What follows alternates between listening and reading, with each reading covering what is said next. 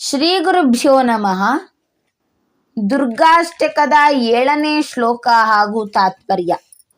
ದೈತ್ಯಾನಾಂ ಕುಲನಾಶಕಿ ಸುರಕುಲಸ್ಯೇಷಾ ಕ್ಷಣೇ ರಕ್ಷಕಿ ಶಕ್ತಿ ಏವ ಉಮಾಂ ತು ಸರ್ವದ ಇಮಾಂ ಚ ಧೈರ್ಯಸ್ಯ ಹಿ ಭಕ್ತಾನಾಂ ಹೃದಯೇ ಸದಾ ವಸತಿ ಸಾ ಸೌಖ್ಯಸ್ಯ ದಾತ್ರಿ ಪ್ರಿಯಾ ದುರ್ಗಾಮತ್ರ ನಮಾಮ ಚೇತಸಿ ವಯಂ ಮಾಂ ಪಾಹಿ ದುರ್ಗಾಂಬಿಕಾ ಮಾಂ ಪಾಹಿ ದುರ್ಗಾಂಬಿಕಾ.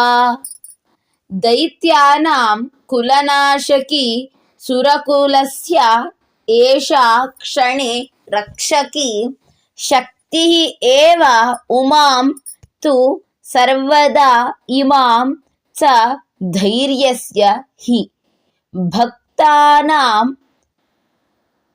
ಹೃದಯೇ ಸದಾ ವಸತಿ ಸಾ ಸೌಖ್ಯಸ್ಯ ದಾತ್ರಿ ಪ್ರಿಯಾ ದುರ್ಗಾಂ ಅತ್ರ ನಮಾಮ ಚೇತಸಿ ವಯಂ ಮಾಂ ಪಾಹಿ ದುರ್ಗಾಂಬಿಕಾ. ಅನ್ವಯಾರ್ಥ ಹೀಗಿದೆ: ಉಮಾ ದೈತ್ಯಾನಾಂ ಕುಲನಾಶಕಿ ಸುರಕುಲಸ್ಯ ರಕ್ಷಕಿ ಇಮಾಂ ಧೈರ್ಯಮೇವ ಶಕ್ತಿ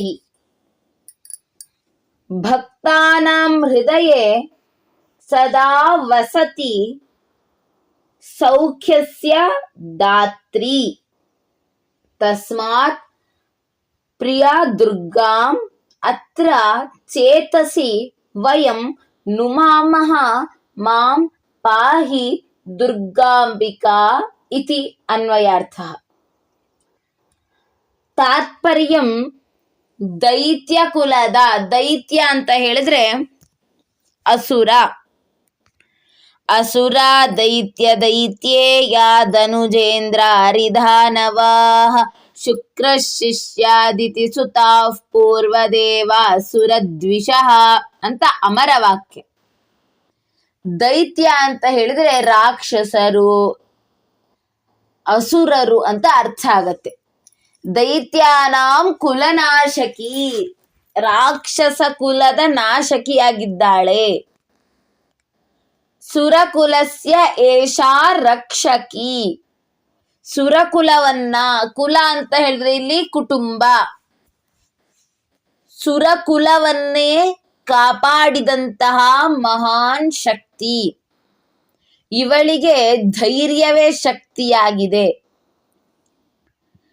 ಭಕ್ತರ ಹೃದಯದಲ್ಲಿ ಯಾವಾಗಲೂ ವಾಸ ಮಾಡ್ತಾ ಇರ್ತಾಳೆ. ಹಾಗೆ ಸೌಖ್ಯಸ್ಯ ದಾತ್ರಿ, ಸೌಖ್ಯಂ ಅಂತ ಹೇಳಿದ್ರೆ ಇಲ್ಲಿ ಸಂತೋಷ, ಆನಂದ, ಸುಖ.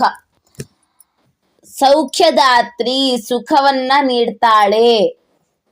ನಮ್ಮೆಲ್ಲರ ಇಷ್ಟ ದೇವತೆಯಾದಂತಹ ದುರ್ಗೆಯನ್ನ ನಾವು ಮನಸ್ಸಿನಲ್ಲಿ ಚೇತಸಿ, ಚಿತ್ತಂ ತು ಚೇತೋ ಹೃದಯಂ ಸ್ವಾಂತಂ ಹೃನ್ಮಾನಸಂ ಮನಃ ಅಂತ ಅಮರಕೋಶದ ವಾಕ್ಯ. ಚೇತಸಿ, ಮನಸ್ಸಿನಲ್ಲಿ ಯಾವಾಗಲೂ ನಮಿಸುತ್ತೇವೆ. ಏನಂತ ಅಂತ ಹೇಳಿದ್ರೆ ಮಾಂ ಪಾಹಿ ದುರ್ಗಾಂಬಿಕಾ, ನನ್ನನ್ನ ಕಾಪಾಡು ದುರ್ಗಾಂಬಿಕಾ ಅಂತ ನಮಿಸ್ತೇವೆ ಅಂತ ತಾತ್ಪರ್ಯ. ಇನ್ನು ಭಾವಾರ್ಥವನ್ನ ನೋಡೋದಾದ್ರೆ, ನಿನ್ನೆ ನಾವು ಒಂದು ಶ್ಲೋಕವನ್ನ ಆಲಿಸಿದ್ವಿ. ವಾಗರ್ಥವಿವ ಸಂಪ್ರಕ್ತೌ ವಾಗರ್ಥಃ ಪ್ರತಿಪತ್ತಯೇ ಜಗತಃ ಪಿತರೌ ವಂದೇ ಪಾರ್ವತಿ ಪರಮೇಶ್ವರೌ ಎಂಬ ಶ್ಲೋಕವನ್ನ ಆಲಿಸಿದ್ವಿ. ಈ ಭೂಮಿ ಮೇಲೆ ಇರುವಂತ ಎಲ್ಲ ಸಕಲ ಚರಾಚರಗಳಿಗೂ ಚೇತನ ರೂಪವಾದಂತಹ ದೇವಿಯೇ ದುರ್ಗೆ. ಹಾಗೆ ಎಲ್ಲರಲ್ಲೂ ಕೂಡ ದುರ್ಗೆ ವಾಸ ಮಾಡ್ತಾ ಇರ್ತಾಳೆ. ಇವರಲ್ಲಿ ದುರ್ಗೆ ಇಲ್ಲ, ಇವರಲ್ಲಿ ದುರ್ಗೆ ಇಲ್ಲ, ಇವರಲ್ಲಿ ಮಾತ್ರ ಇದ್ದಾಳೆ ಅಂತ ಹೇಳಕ್ಕೆ ಆಗೋದಿಲ್ಲ. ಯಾಕೆ ಅಂತ ಹೇಳಿದ್ರೆ ಒಂದು ಕಥೆ ಮೂಲಕ ತಿಳ್ಕೊಳ್ಳೋಣ. ಬಿಟ್ಟಬಂದನೂರು ಅಂತ ಒಂದು ಊರಿನ ಹೆಸರು. ಆ ಊರಿನಲ್ಲಿ ಒಂದು ಕುಟುಂಬ ಯಾವುದೇ ಕಲಹಗಳಿಲ್ಲದೆ ಸುಂದರವಾಗಿ ಆದರ್ಶಮಯವಾಗಿ ನಡೆದುಕೊಂಡು ಹೋಗ್ತಾ ಇರುತ್ತೆ. ತಂದೆ ಕೃಷಿ ಕೆಲಸ ಮಾಡ್ತಾ ಇರ್ತಾರೆ, ತಾಯಿ ಶಿಕ್ಷಕಿ. ಅವರಿಬ್ಬರಿಗೂ ಒಬ್ಬ ಮಗ ಇರ್ತಾನೆ. ಅವನ ಹೆಸರು ರಾಹುಲ್ ಅಂತ. ಪ್ರತಿದಿನ ತಾಯಿ ಶಾಲೆಗೆ ಹೋಗಿ ಪಾಠವನ್ನ ಮಾಡ್ತಾ ಇರ್ತಾಳೆ. ಮಗ 5ನೇ ತರಗತಿಯಲ್ಲಿ ಓದ್ತಾ ಇರ್ತಾನೆ. ಒಂದಿನ ಏನಾಗುತ್ತೆ ಅಂತ ಹೇಳಿದ್ರೆ ಅವರ ಊರಿನಲ್ಲಿ ಜಾತ್ರೆ ನಡೆಯುತ್ತೆ. ಜಾತ್ರೆ ಅಂದ್ರೆ ಕೇಳ್ಬೇಕಾ, ಎಲ್ಲರಿಗೂ ಸಡಗರವೋ ಸಡಗರ. ಎಲ್ಲರೂ ಕೂಡ ಹೊಸ ಉಡುಪನ್ನ ಧರಿಸಿ, ಹೆಣ್ಣು ಮಕ್ಕಳು ಕೇಶಾಲಂಕಾರವನ್ನ ಮಾಡಿ, ಮಲ್ಲಿಗೆ ಹೂವನ್ನ ಮುಡಿದುಕೊಂಡು ಜಾತ್ರೆಗೆ ಹೋಗ್ತಾರೆ. ಆ ಜಾತ್ರೆಯಲ್ಲಿ ಒಂದು ಸಂಪ್ರದಾಯ ಏನಂತ ಹೇಳಿದ್ರೆ ಎಡೆ ಕೊಡಬೇಕು ಅಂತ. 3 ವರ್ಷಕ್ಕೊಮ್ಮೆ ಆ ಜಾತ್ರೆ ಆಗ್ತಾ ಇರುತ್ತೆ. 1 ವರ್ಷಕ್ಕೊಮ್ಮೆ ನಡೆಯುವ ಜಾತ್ರೆಗೆ ಅಷ್ಟು ಸಡಗರ ಇರುತ್ತೆ. ಇನ್ನು 3 ವರ್ಷಕ್ಕೆ ಒಮ್ಮೆ ಆಗುವಂತಹ ಒಂದು ಜಾತ್ರೆಯಲ್ಲಿ ಸಡಗರ ಇರೋದಿಲ್ವೇ? ಇದ್ದೇ ಇರುತ್ತೆ. ಎಲ್ಲರೂ ಬಂದಿರ್ತಾರೆ. ಇಡೀ ಊರಿನ ಜನರು, ಆಚೆ ಕಡೆ ಊರಿನ ಜನರು ಎಲ್ಲರೂ ಬಂದಿರ್ತಾರೆ. ಅಲ್ಲಿ ಎಡೆ ಕೊಡಕ್ಕೂ ಕೂಡ ಪ್ರಾಣಿಗಳನ್ನ, ಕೋಳಿ, ಕುರಿ ಇತ್ಯಾದಿಗಳನ್ನ ಸಿದ್ಧತೆಯನ್ನ ಮಾಡಿ ಇಟ್ಕೊಂಡಿರ್ತಾರೆ. ಆಗೇನಾಗುತ್ತೆ ಅಂತ ಹೇಳಿದ್ರೆ ಇವರು ಕೂಡ ಆ ಜಾತ್ರೆಗೆ ಹೋಗ್ತಾರೆ. ತಂದೆ, ತಾಯಿ, ಮಗ, ಅಜ್ಜ, ಅಜ್ಜಿ, ದೊಡ್ಡಪ್ಪ, ದೊಡ್ಡಮ್ಮ ಎಲ್ಲರೂ ಹೋಗ್ತಾರೆ. ಅಲ್ಲಿ ಎಡೆಯನ್ನ ಕೊಡಕ್ಕೆ ಆರಂಭ ಮಾಡ್ತಾರೆ. ಎಲ್ಲಾ ಪ್ರಾಣಿಗಳನ್ನ, ಅಲ್ಲಿ ಬಂದಂತ ಎಲ್ಲಾ ಪ್ರಾಣಿಗಳ ಎಡೆಯನ್ನ ದೇವರಿಗೆ ಅರ್ಪಿಸ್ತಾರೆ. ಆಗ ಏನಾಗುತ್ತೆ ಅಂತ ಹೇಳಿದ್ರೆ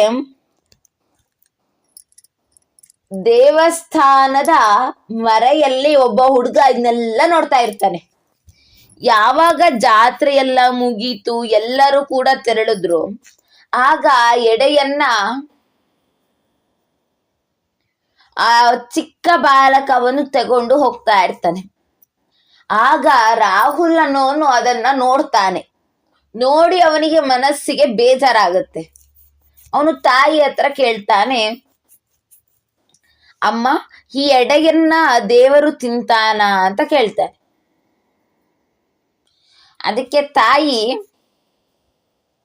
ತಿಂತಾನೋ ಇಲ್ವೋ ಅದು ಬೇರೆ ವಿಷಯ, ಅದು ನಮ್ಮ ನಂಬಿಕೆಯ ಪ್ರಕಾರ ನಾವು ಕೊಡ್ತೇವೆ ಅಂತ ಹೇಳಿದಾಗ, ಅಮ್ಮ ನೋಡು, ಎಲ್ಲರಲ್ಲೂ ದೇವರಿದ್ದಾನೆ ಅಲ್ವಾ, ಅಲ್ಲಿ ಒಬ್ಬ ಪುಟ್ಟ ಬಾಲಕ ಮರೆಯಲ್ಲಿ ನಿಂತ್ಕೊಂಡು ನೋಡ್ತಾ ಇದ್ದ, ನಾವೆಲ್ಲ ಬಂದ್ಮೇಲೆ ಅದನ್ನ ತಗೊಂಡು ಹೋದ, ಅವನಿಗೆ ಹಸಿವಿರುತ್ತೆ, ನಾವು ಎಡೆಯನ್ನ ದೇವರಿಗೆ ಕೊಡ್ತಿದ್ದೇವೆ ಅಂತ ಭಾವನೆಯನ್ನ ಇಟ್ಕೊಂಡು ಹಸಿದವರಿಗೆ ನಾವು ಏನಾದ್ರೂ ಅನ್ನವನ್ನ ಅಥವಾ ಆಹಾರವನ್ನ ಹಾಕಿದ್ರೆ ಹಸಿದವರ ಹೊಟ್ಟೆ ತುಂಬುತ್ತೆ ಅಲ್ವಾ ಅಂತ ಕೇಳ್ತಾರೆ.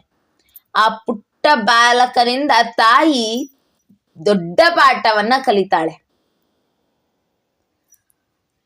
ಆ ಒಂದು ವಿಷಯದಲ್ಲಿ ಆ ಮಗುವೆ ಗುರು ಆಗತ್ತೆ ತಾಯಿಗೆ.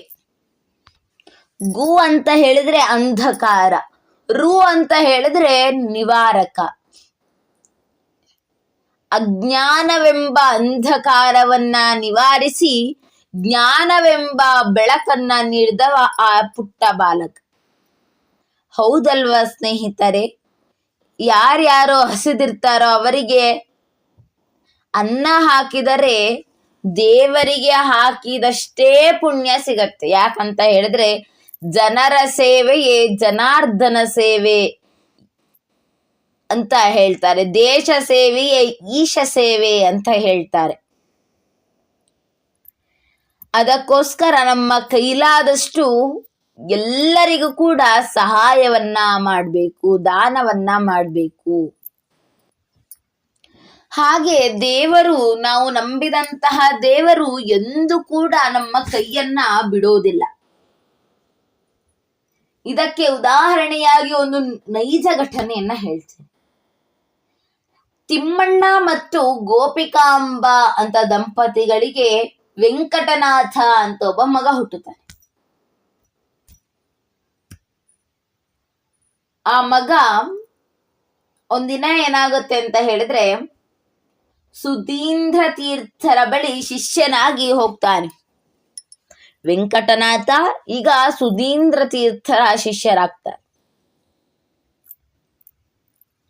ಆಗ ಸುಧೀಂದ್ರ ತೀರ್ಥರು ವೆಂಕಟನಾಥನಿಗೆ ಎಲ್ಲಾ ರೀತಿಯಾದಂತ ಶಾಸ್ತ್ರ, ಜ್ಞಾನ, ವೇದಾಂಗಗಳನ್ನ ಹೇಳ್ಕೊಡ್ತಾರೆ. ವೇದಾಂಗಗಳ್ಯಾವ್ಯಾವುದು ಅಂತ ಹೇಳಿದ್ರೆ ಶಿಕ್ಷಾ, ವ್ಯಾಕರಣಂ, ಛಂದೋ, ನಿರುಕ್ತಂ, ಜ್ಯೋತಿಷಂ ತಥಾ ಕಲ್ಪಶ್ಚೇತಿ ಷಡಂಗಾನಿ ವೇದಸ್ಯಾಹುರ್ಮನೀಷಿಣಃ. ಶಿಕ್ಷಾ, ವ್ಯಾಕರಣ, ಛಂದ, ಜ್ಯೋತಿಷ, ನಿರುಕ್ತ, ಕಲ್ಪ, ಈ 6 ಕೂಡ ವೇದಾಂಗಗಳು. ಆ ವೇದಾಂಗಗಳನ್ನ ಹೇಳ್ಕೊಡ್ತಾರೆ. ಹಾಗೆ ಸುಧೀಂದ್ರರ ನಂತರ ಆಚಾರ್ಯರನ್ನಾಗಿ ವೆಂಕಟನಾಥನನ್ನ ಮಾಡಬೇಕು ಅಂತ ತೀರ್ಮಾನಿಸ್ತಾರೆ. ಆದ್ರೆ ವೆಂಕಟನಾಥನಿಗೆ ಸರಸ್ವತಿ ಎಂಬ ಧರ್ಮಪತ್ನಿ ಇರ್ತಾಳೆ. ಸುಧೀಂದ್ರ ತೀರ್ಥರು ವೆಂಕಟನಾಥನನ್ನ ಕರೆದು, ನೀನು ಈ ಭೂಮಿಯ ಮೇಲೆ ಹುಟ್ಟಿರುವುದು ಜಗದೋದ್ಧಾರಕ್ಕಾಗಿ. ಅದಕ್ಕೋಸ್ಕರ ನೀನು ನನ್ನ ನಂತರದ ಪೀಠಾಧಿಪತ್ಯವನ್ನ ಸ್ವೀಕರಿಸಬೇಕು ಅಂತ ಹೇಳ್ತಾರೆ. ಆಗ ವೆಂಕಟನಾಥ ಒಪ್ಪೋದಿಲ್ಲ. ಯಾಕಂತ ಹೇಳಿದ್ರೆ ಅವನಿಗೆ ಧರ್ಮಪತ್ನಿ ಇರ್ತಾಳೆ, ಅವಳನ್ನ ಬಿಡುವ ಮನಸ್ಸಿರೋದಿಲ್ಲ. ಇವನು ಒಪ್ಪೋದಿಲ್ಲ. ಆಗ ಮನೆಗೆ ಹೋಗಿ ನಿದ್ರಿಸ್ತಿರ್ಬೇಕಾದ್ರೆ ಸಾಕ್ಷಾತ್ ಸರಸ್ವತಿ ಬಂದು ಹೇಳ್ತಾಳೆ, ಸುಧೀಂದ್ರ ತೀರ್ಥರಾಗಿರಬಹುದು, ವ್ಯಾಸರಾಜರಾಗಿರಬಹುದು, ಮಧ್ವಾಚಾರ್ಯರಾಗಿರ್ಬೋದು, ಎಲ್ಲರೂ ಕೂಡ ನನ್ನನ್ನ ಆರಾಧಿಸಿದವರೇ. ನನ್ನ ಪೂಜೆಯನ್ನ ಮಾಡಿ ನನ್ನನ್ನ ನಾಲಿಗೆಯಲ್ಲೇ ಇಟ್ಕೊಂಡಿದ್ರು. ನಾನು ಯಾವಾಗಲೂ ಕೂಡ ಅವರ ಗ್ರಂಥದಲ್ಲೇ ವಾಸ ಮಾಡ್ತಾ ಇದ್ದೆ. ಅಂತಹ ಸತ್ಕಾರವನ್ನ ಕೊಟ್ಟಂತಹ ಕುಲದಲ್ಲಿ ಆ ಕುಲಕ್ಕೆ ನೀನು ಗೌರವವನ್ನ ಕೊಡಬೇಕಾಗತ್ತೆ. ನೀನು ಜಗದೋದ್ಧಾರಕ್ಕಾಗಿ ಬಂದಿರೋದು. ಇಲ್ಲಿ ತನಕ ನಿನ್ನ ಗುರುಗಳ ಸಾನ್ನಿಧ್ಯದಲ್ಲಿದ್ದಂತಹ ನಾನು ಸ್ವಲ್ಪ ದಿನಗಳ ನಂತರ ಹೋಗಬೇಕಾದ ಪರಿಸ್ಥಿತಿ ಬರುತ್ತೆ. ನನಗೆ ಹೋಗೋಕೆ ಇಷ್ಟ ಇಲ್ಲ. ಅದಕ್ಕೋಸ್ಕರ ನೀನು ನಂತರದ ಪೀಠಾಧಿಪತಿಯಾಗಿ ನನಗೆ ಆಶ್ರಯವನ್ನ ನೀಡು ಅಂತ ಸರಸ್ವತಿ ಕನಸಲ್ಲಿ ಹೇಳ್ತಾಳೆ. ಅನಂತರ ವೆಂಕಟನಾಥರು ಸನ್ಯಾಸ ದೀಕ್ಷೆಯನ್ನ ಪಡೆದುಕೊಂಡು ಎಲ್ಲಾ ಜನತೆಗೂ ಕಾಮಧೇನುವಾಗಿ ಕಲ್ಪವೃಕ್ಷವಾಗಿರುವಂತಹ ರಾಘವೇಂದ್ರ ತೀರ್ಥರಾಗಿ ಪರಿವರ್ತನೆಗೊಳ್ತಾರೆ. ಹೀಗೆ ನಾವು ನಂಬಿದಂತಹ ದೇವರು, ನಾವು ಪೂಜೆ ಮಾಡಿದಂತಹ ಒಂದೊಂದು ಕ್ಷಣವೂ ಕೂಡ ನಮಗೆ ಪ್ರತಿಫಲಿಸುತ್ತೆ. ನಾವು ನೋಡಿರಬಹುದು, ಒಮ್ಮೊಮ್ಮೆ ಯಾವುದೋ ಒಂದು ವಿಚಾರ, ಏನೋ ಒಂದು ಕಳ್ಕೊಂಡಿರ್ತೇವೆ, ಏನೋ ಒಂದು ಮರ್ತು ಹೋಗಿರುತ್ತೆ. ತಕ್ಷಣ ಚಿಟಿಕೆ ಹೊಡೆಯುವಷ್ಟರಲ್ಲಿ ಒಂದು ವಿಷಯಗಳು ನೆನಪಾಗ್ಬಿಟ್ಟಿರುತ್ತೆ. ಅದು ಹೇಗೆ ನೆನಪಾಗತ್ತೆ ಅಂತ ಹೇಳಿದ್ರೆ, ನಾವು ಒಂದು ಬಾರಿ ದೇವರ ನೆನಪನ್ನ ಮನಸ್ಸಿನಿಂದ ಮಾಡಿದ್ರೆ ಅದರ ಪುಣ್ಯ ಒಂದೊಂದು ದಿನ ನಮಗೆ ಸಿಕ್ಕೇ ಸಿಗತ್ತೆ. 3 ಬಾರಿ ರಾಮನ ಹೆಸರನ್ನ ಹೇಳಿದ್ರೆ ಇಡೀ ಪಾಪಗಳು ನಾಶ ಆಗುತ್ತೆ ಅಂತ ಹೇಳ್ತಾರೆ. ಹಾಗಾದ್ರೆ ನಾವು ಭಕ್ತಿಯಿಂದ ರಾಮ ಜಪವನ್ನ ಮಾಡಿದ್ರೆ ಎಷ್ಟು ಪುಣ್ಯ ಸಿಗತ್ತೆ. ನಾವು ಮಾಡಿದಂತಹ ಕರ್ಮಗಳನ್ನ ಕಳ್ಕೊಳ್ಬಹುದಲ್ವಾ. ಅದಕ್ಕೋಸ್ಕರ ನಾವು ನಂಬಿದಂತಹ ದೇವರಿಗೆ 1000 ಸಲ ಜಪ ಮಾಡುವುದಕ್ಕಿಂತ, ಆಡಂಬರದ ಜಪ ಮಾಡುವುದಕ್ಕಿಂತ ಒಂದು ಸಲಿ ಮನಸ್ಸಿನಲ್ಲಿ ಇಷ್ಟ ದೇವತೆಯನ್ನ ಭಕ್ತಿಯಿಂದ ನೆನೆಸಿದ್ರೆ ಸಾಕು. ನಮ್ಮ ಮನಸ್ಸಿನಲ್ಲಿ ಭಕ್ತಾನಾಂ ಹೃದಯೇ ವಸತಿ, ಭಕ್ತರ ಮನಸ್ಸಿನಲ್ಲಿ ವಾಸ ಮಾಡ್ತಾಳೆ.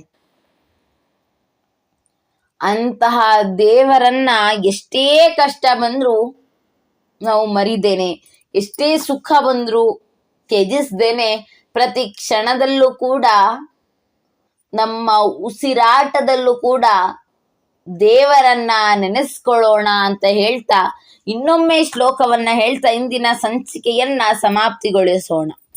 ದೈತ್ಯಾನಾಂ ಕುಲನಾಶಕಿ ಸುರಕುಲಸ್ಯೇಷಾ ಕ್ಷಣೇ ರಕ್ಷಕಿ ಶಕ್ತಿ ಏವ ಉಮಾಂ ತು ಸರ್ವದ ಇಮಾಂ ಸ ಧೈರ್ಯಸ್ಯ ಹಿ ಭಕ್ತಾನಾಂ ಹೃದಯೇ ಸದಾ ವಸತಿ ಸಾ ಸೌಖ್ಯಸ್ಯ ದಾತ್ರಿ ಪ್ರಿಯಾ ದುರ್ಗಾಮತ್ರನು ಮಾಮ ಚೇತಸಿ ವಯಂ ಮಾಂ ಪಾಹಿ ದುರ್ಗಾಂಬಿಕಾ, ಮಾಂ ಪಾಹಿ ದುರ್ಗಾಂಬಿಕಾ. ಸರ್ವೇ ಜನಾಃ ಸುಖಿನೋ ಭವಂತು. ಧನ್ಯವಾದ.